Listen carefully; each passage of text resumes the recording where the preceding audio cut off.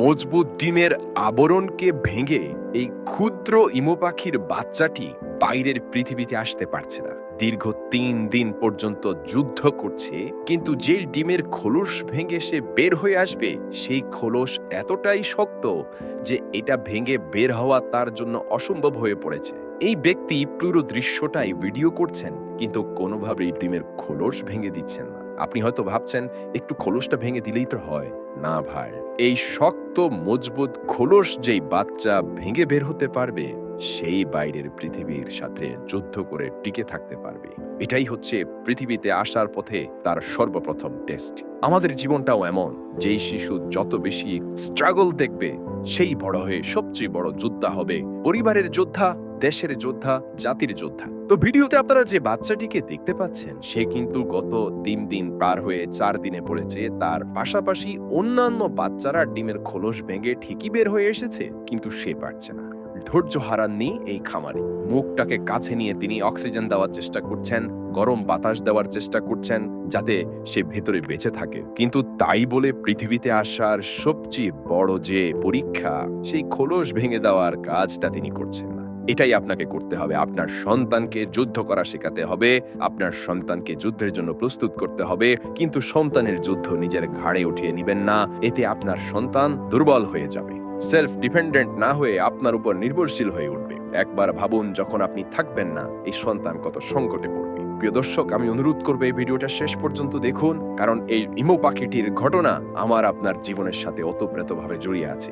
প্রিয় দর্শক, ৫ম দিনে পা দিয়েছে। ইতিমধ্যে ধারালো ডিমের খোলসের আঘাতে সে ক্ষত বিক্ষত হয়েছে, কিন্তু যুদ্ধ সে বন্ধ করেনি। সর্বশেষ ৬ষ্ঠ দিনে সে খোলসটা পরিপূর্ণরূপে ভাঙতে পেরেছে, কিন্তু ভারী খোলসের নিচে যে পাতলা শেলগুলো আছে সেই শেলটা তার শরীরে থাকা ভেজা পশমের সাথে আঠার মতো লেগে গিয়ে এই পাখিটাকে ভেতরে স্টাক করে ফেলেছে। ঠিক এই মুহূর্তে তার মালিক শুধুমাত্র যেই অংশটা তার মৃত্যুর কারণ হতে পারে সেই পাতলা আবরণটা তার শরীর থেকে আলতো করে সরিয়ে দিলেন। তারপরে শিশুটা ধীরে ধীরে বের হয়ে আসলো, কিন্তু অন্য পাখিগুলো দুদিনে বের হলেও দীর্ঘ ৬ দিনের যুদ্ধে সে ইতিমধ্যে ক্ষত বিক্ষত হয়েছে। তার পায়ের গোড়ালিতে খুব ভারী ধরনের জখম হয়েছে, কিন্তু তাই বলে তাকে হারতে দেওয়া যাবে না। তাকে সাহায্য করা যাবে, কিন্তু তার যুদ্ধটা তাকেই লড়তে হবে। আপনারা দেখতে পাচ্ছেন তার পায়ের গোড়ালিতে ভারী আঘাতের কারণে সে স্বাভাবিকভাবে ২ পায়ের উপরে কোনোভাবেই দাঁড়াতে পারছে না, বরং শরীরটাকে ডানে বামে যতটুকু সম্ভব অগ্রসর হওয়ার ব্যর্থ চেষ্টা সে করে যাচ্ছে।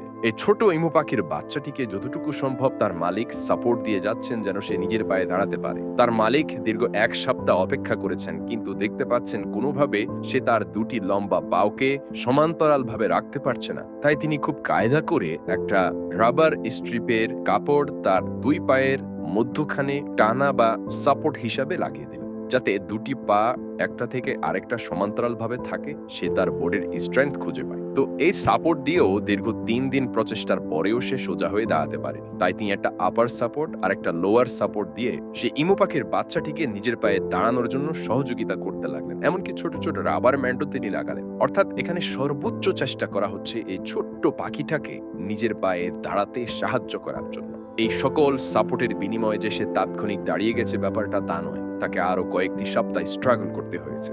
দেখা যাচ্ছিল দীর্ঘ ৫ মিনিট ডানে বামে কাঁপাকাঁপি করে সে ২-১ বারের জন্য সোজা হয়ে দাঁড়াতে পেরেছে। সে পরবর্তী কয়েক সপ্তাহ ধারাবাহিক পরিশ্রম করার কারণে ধীরে ধীরে সে সফলভাবে এই সাপোর্টগুলোর বিনিময়ে দাঁড়াতে পেরেছে। কিছুটা দুর্বলতা এবং কাঁপাকাঁপি থাকলেও সে লম্বা রাস্তা সোজা হয়ে হাঁটতেও পেরেছে। এবার ইমু পাখির মালিক তার পায়ের নিম্নাংশের সাপোর্টটি খুলে দিলেন, কারণ তিনি চান এই পাখিটি কোনো সাপোর্ট ছাড়াই হাঁটতে শিখুক। কারণ আপনারা দেখতে পেয়েছেন টানা দীর্ঘ ১ মাস পরে ইমু পাখিটি সক্ষমভাবে হাঁটা শুরু করেছে এবং ইতিমধ্যে তার দলের অন্যান্য সদস্যদের সাথে সংযুক্ত হয়েছে। এখন তাকে আর দুর্বল মনে হচ্ছে না, সে অন্য সকল সবলদের সাথে মিলেমিশে একাকার হয়েছে। মনে রাখবেন, আপনার জীবনটাও এমন। হয়তো সাময়িক দুর্বলতা অন্যদের থেকে আপনাকে পিছিয়ে দিয়েছে, তাই বলে হেরে যাবেন না। যুদ্ধ করতে থাকুন, সংগ্রাম করতে থাকুন, চেষ্টা সাধনা জারি রাখুন। মনে রাখবেন, আল্লাহ ধৈর্যশীলদের সাথে আছে। আপনার দুর্বলতা হয়তো আপনার যাত্রাকে দীর্ঘ করবে, কিন্তু গন্তব্যের পথে বাধা সৃষ্টি করবে না।